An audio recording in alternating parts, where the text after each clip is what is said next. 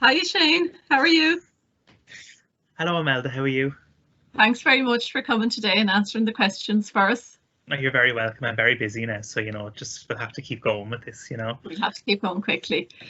How did you find it? Did you find them hard, or did you find it easy enough to The pick out some? questions, The answers, some I suppose, not the questions. Yeah, yeah, some of them are actually fairly hard.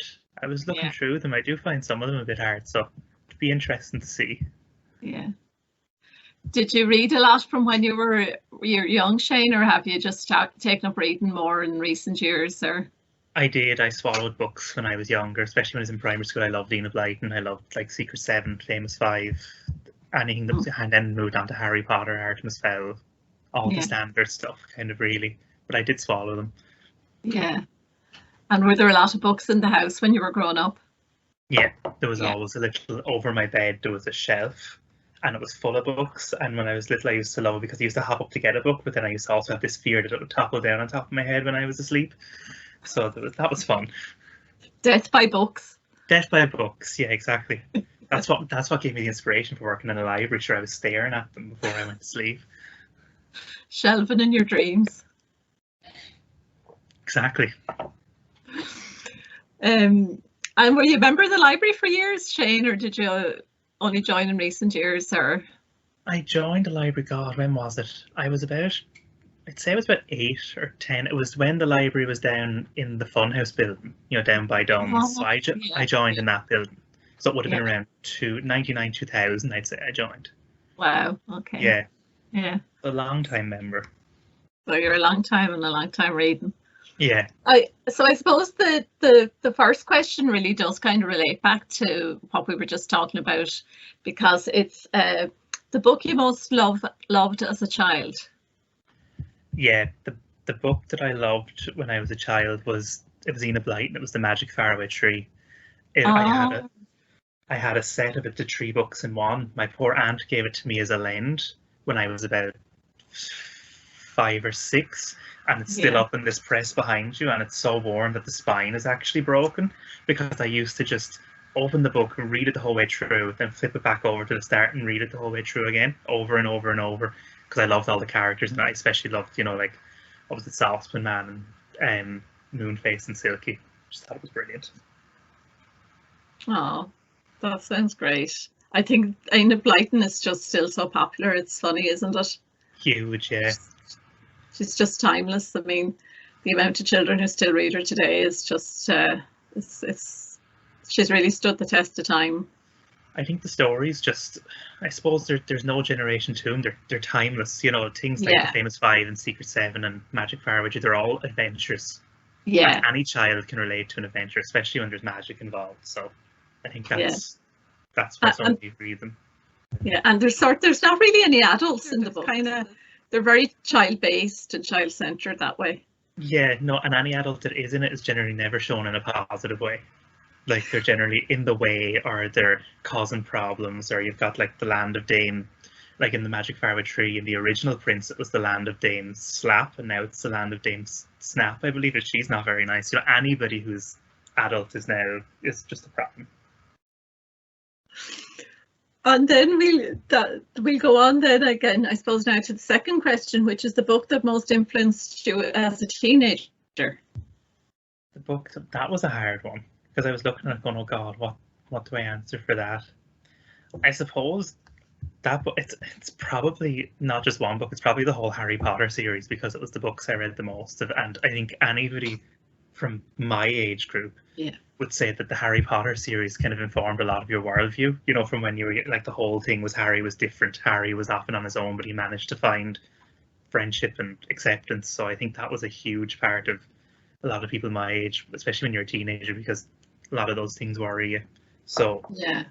in particular, I think the last book, because the last book, if I remember right, the last book came out in 2007, and a week later, the Order of Phoenix film came out in 2007, and there was such excitement around that whole time that it's something you never forget. Like there's just queues outside bookshops and then queues outside cinemas to see the film. So it was brilliant. And the kind of came at a time, I think, when children's publishing was sort of flatlining a little bit. So Yeah. it was just fantastic to see the magic they created, really, and the interest. And I think your generation are very lucky in a way, because you the books kind of grew up with you. Yeah, exactly. Like, I think I started reading the first book when I was 10, and that would have been in 2001, around the time the first film came out, and I finished reading them then in 2007, so I was 17. So I went from child nearly to adult with Harry, so it was perfect. In some ways, I don't know, there's a little thing now where a child today, maybe who might start the first 2 or 3 books, would you think that they actually become a little bit too adult for them? I think in a way. It starts to turn in the 3rd book, and by the time it hits the 4th and 5th onwards, it turns very YA. You know, it goes from like a 9 to 12 age group to very much into YA territory. So yeah, I think you have to be careful. It depends on some children will just read it and it won't bother them at all. But really, if it was me and I was 10, you could not have given me the last 2 or 3. I would have never read anything again and would have been horrified by paper and books. Because they get quite scary and dark, don't they? Yeah. When it gets to the part where Dementors are sucking out souls, that would have been little Shane's end. He would have ran out screaming. Yeah, I find that a bit scary myself, even. Yeah. So we'll go on to the next question then, Shane. Is the book that first made you laugh? Or the first book that made you laugh, actually, that should probably be, The first book that made me laugh, it could have been The Magic Faraway Tree, but the one that I always think of is George's Marvelous Medicine, Roald Dahl. Because I just remember, thanks Tom, I just remember him that he just poured everything into that concoction, and what he did to his, was it his granny? It is his granny, I think, in the book, is it? Or is it his, it's been so long. I just missed the name there, Shane. Oh, sorry, George's Marvelous Medicine. You know, Roald Dahl. Right, yeah, the Roald Dahl books are very funny, all right, yeah. Yeah, I remember that one made me laugh a lot, because just the poor things, the things that he did to his poor, I was just saying, I think it was his granny. It's been so long since I've read it now, but she was mean anyhow. And then there was also his rhymes. Roald Dahl, he had like a book of, you know, the naughty right. And I remember he just breaking myself laughing to those. They're so funny. They're funny now, though. Like, even to an adult, I think they're funny. Yeah, I think the revolting rhymes are just so funny. Yeah. There's one about Goldilocks and Little Red Riding Hood. Yeah, they're very funny. The Little Red Riding Hood one was always the one that got me, because she always whipped the pistol from her, you know. And didn't she have the cloak made out of the wolf's fur at the end? Or something? She did, yeah. Oh, they were brilliant. Now we're going to flip the coin now, and the first book that made you cry. First book that made me cry, I can't remember a lot of books that made me cry when I was little. I do know that when I was much too old to be crying at the book, I did cry at a certain part in the 3rd Hunger Games book, because a certain character died and I really liked that character, and I was very stressed by this moment in the book. It was a great book, and I was definitely about, when did the Hunger Games come out? 2012. It was around the time the films came out. So I was well into my 20s, and I was there bawling over this YA book, but it was a great book, and it was a very kind of gut-wrenching moment in it. So yeah, no, that's a moment I remember. I'm sure there was other books when I was younger, but that's one that I remember. Yeah. And which one of the Hunger Games books was it, Shane? Do you remember? Mockingjay, the 3rd. Oh, yeah. Well, that's a testament to the writing in that book, isn't it? Yeah. No, I thought it was a great finale. Wow. And we'll move on to number 5 then, which is the book you don't want to admit to having read. I knew the answer to this one straight away, and kind of for a weird reason. The book I don't want to admit I've read is New Moon, the 2nd Twilight book. Not because I'm ashamed of reading it, but because I swallowed it, because I was expecting something great to happen at the end, and nothing happened. And then at the end, it was basically just read the 3rd book to find out what happens next. And I was so mad at it that I was just, and then I, of course, the shameful thing is that I was mad at it and immediately went out and got the 3rd book and read it, and then got the 4th book and read it. So that's where the shamefulness comes in. I didn't learn my lesson, because nothing happened at the end of the 4th book either. But it was definitely that book, because it's huge, like it's a big tome, and I read it in about 2 days, because I was so interested in seeing what happened next. Oh, that's a shame. I know.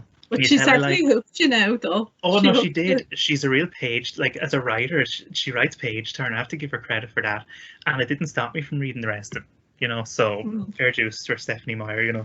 She's only sold 100 million books. Yeah. You know? So you weren't the only one duped. No, and I'm just jealous, really. Oh, here's another. This one is good now. What would be the book that you would most often give to others? I'm trying to think about what book have I given a lot to other people, or even just recommended people read. I have given and tried to get people to read because I don't know enough people who read it. Do you know, going back to Harry Potter again, you know, The Cursed Child, the play is more of it's the play, you know, the screenplay. Yes. Because I thought it was really good and really interesting, but then anybody I spoke to hated it. So I'm trying to find somebody who actually liked it so I can talk to them in a positive way about it, because everybody else hated it. And to be fair, and a lot of people thought it read very like a fan fiction, you know, like like a fan wrote, which I understood, but I have given that one to my brother, and I gave it to him about 4 years ago, and he still hasn't read it. And I have tried to get other people to read it as well, and they just won't, even though they've all read the 7 normal books. That seems to be just the... And did she write that, Shane, or did someone else write it, or what? I'm trying to... She was involved in the writing process, but I think it was Jack Thorne, I think is the name of the actual writer, but it was based off of her original story ideas that he wrote the screenplay for it. Okay, that's interesting. Okay. Can you tell that I like YA books? I don't think I've said a single non-YA book yet. No, that's true. You haven't actually, yeah. But we're going to ask you now, what's the best book you've read this year so far? The best book I've read this year so far? Yeah. What have I read this year? I'm trying to think now. Let me see, what have I read? I've read a couple of things, read a couple of graphic novels. The best book I've read this year, I know what it is, but I can't say because it's not out yet, so I'm not allowed to say anything about it. But I actually read a manga volume, which was called Danganronpa. It's based off a Japanese anime, and it's originally a game series. It's called Danganronpa is the name of it, and it's full of like really kind of quirky characters. And the premise of it is that they're all sent to this school, and the only way to graduate or to leave, this is very grim, is to kill one of the other students and not get caught doing it. But what it does is there's this weird, psychotic, but very funny teddy bear who's the headmaster. It's very strange. And he goes around and he's always teasing them.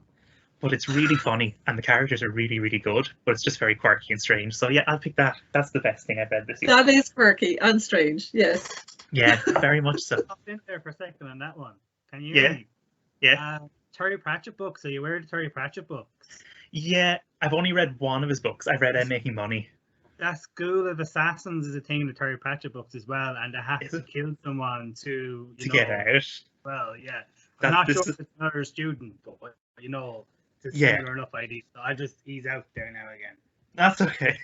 So yeah, what they have to do is if they don't get caught, all the other students get executed and they get to go free. But if they do get caught, they get executed and the other students get to live.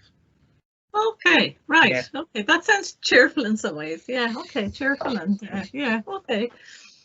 What is the next book you can't wait to read? The next book I can't wait to read is actually, I have it. I'm prepared. I'm very prepared. This one. One you prepared earlier. Yeah, Axiom's End. It's by Lindsay Ellis. It is a science fiction book.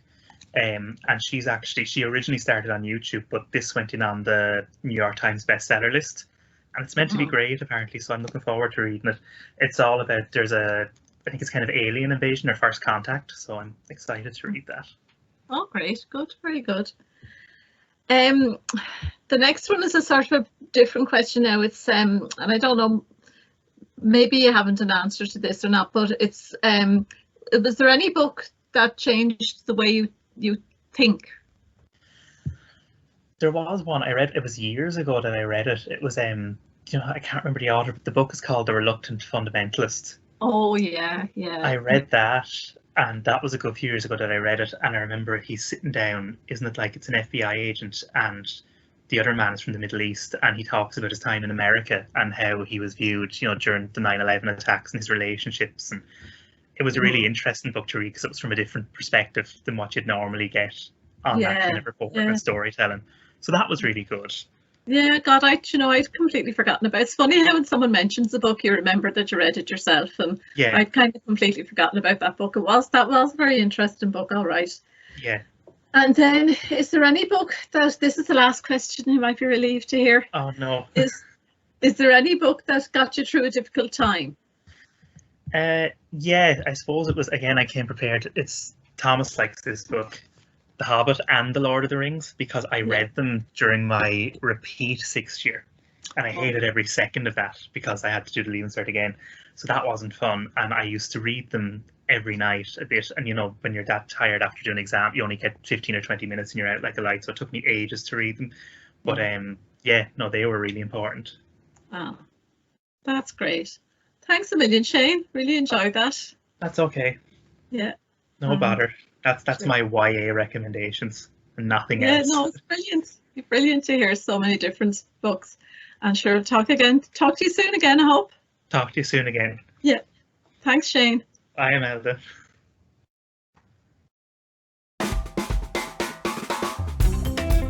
Hi, Thomas. Thanks for coming tonight to answer the questions. Nice to see you. Just a few little questions, I suppose, to start with is I take it you enjoy reading anyway, but I'm just wondering, did you grow up in a house where books were around? We didn't have a load of books, but there was books, and a lot of the books we would have had would have been ones that, say, my uncles and aunties had when they were younger and stuff. So there was books there, but not heaps or anything. And then ones like He-Man and stuff like that, little animals and stuff. Are books, but kind of not. Yeah. So yeah. And were you in the library when you were younger? Yeah, well, I walked to school and the library was on the way, so you couldn't get past it. And then, so I always used to go into the library, and then my grandnaunt's, our grandmother's, great grannies after that then as well. So yeah, I was a member.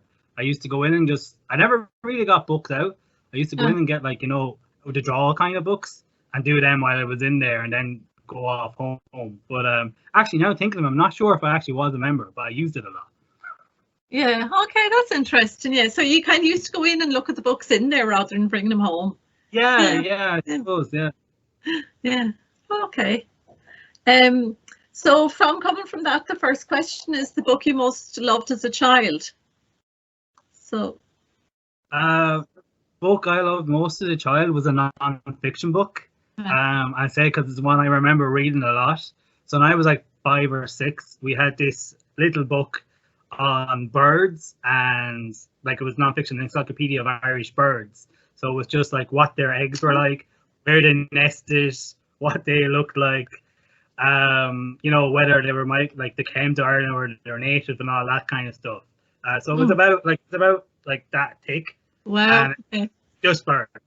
And then the other one I would have liked would have been books on dinosaurs and stuff, encyclopedias. So not fiction, non-fiction as a small child.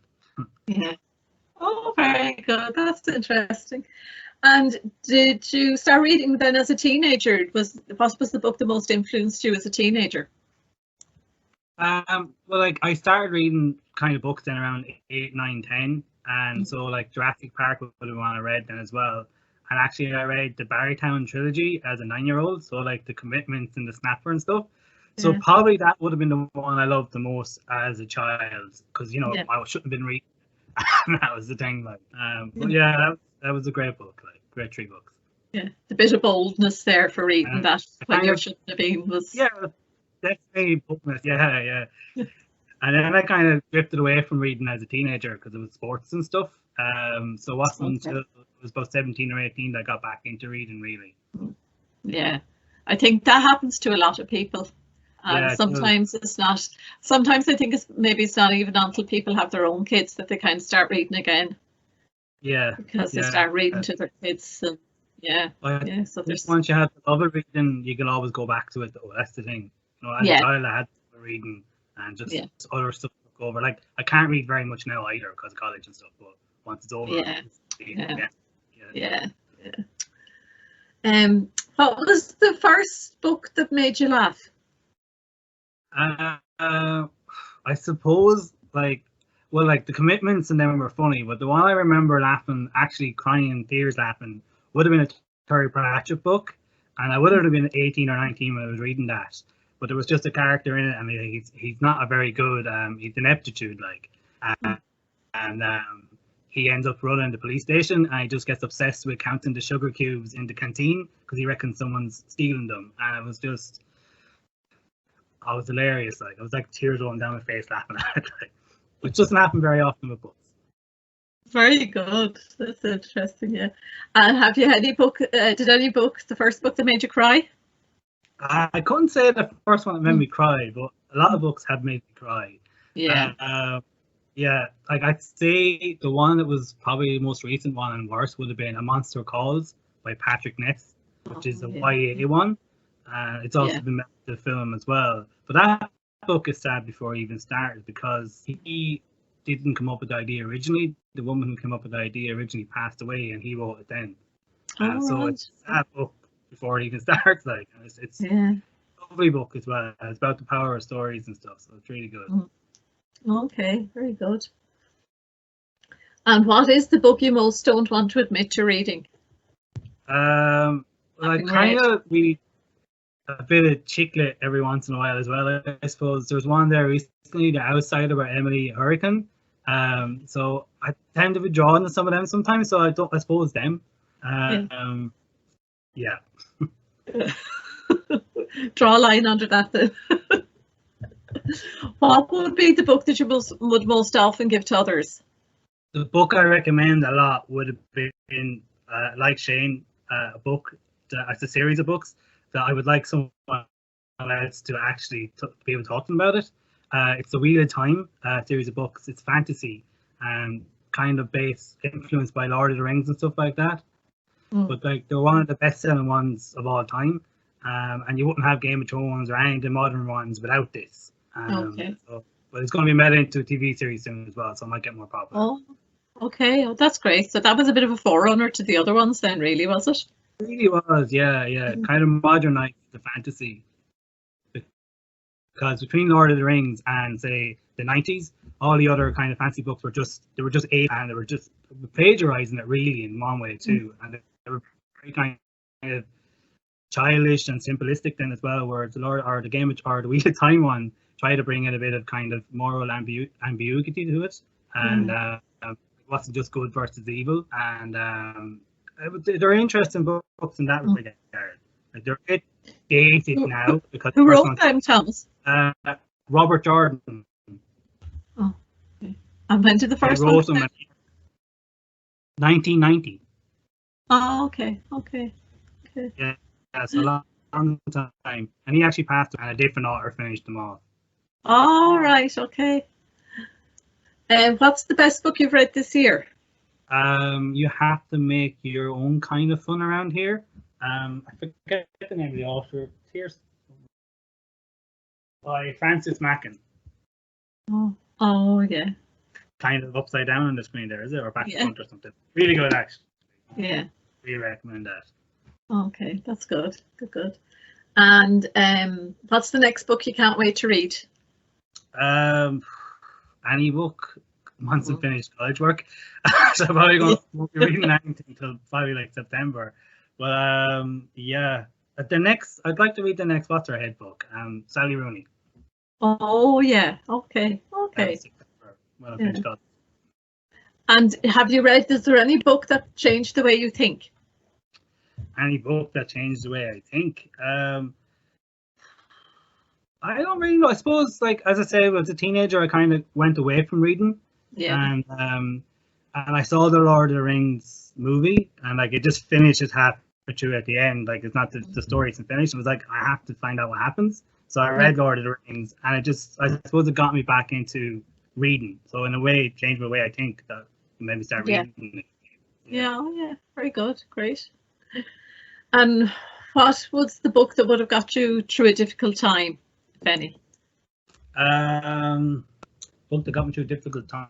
I don't really have one, Imelda. Can't think of that one now. I'm prepared for this in advance, and I'm stumped now. Yeah. Really good prepare in advance, like. Yeah. That's a funny one, because somebody else said to me about that question that sometimes it's any book really. Just reading. Yeah. That it's hard to name a book, because it could just be reading in general just got you through, can just get you through a difficult time. That's very true. I suppose a nice question could be there is, knowing you can't, when you pick up a book and you just can't get into it, or you just can't get into reading, you go off it for a while. I find I read loads. Like, I read 3 or 4 books maybe in a week, and then that goes on for months, and then I just, last one I finish, I can't read again for, like, it could go on for 6 or 7 months and I don't read anything. And then I'll pick up a random book. It could be any kind of book, like, Janie Mac, it could be anything, and you go, it's not even a good book, but you just go, oh, that's interesting, and you read through, and then you kind of get the love of reading again. So kind of the way I read anyway. Okay, that's interesting. So that you'll kind of get back into it then. And then another 6 or 7 months. Okay, all right. Okay, thanks, Thomas. That was great. Okay, bye. Thank you. Bye now.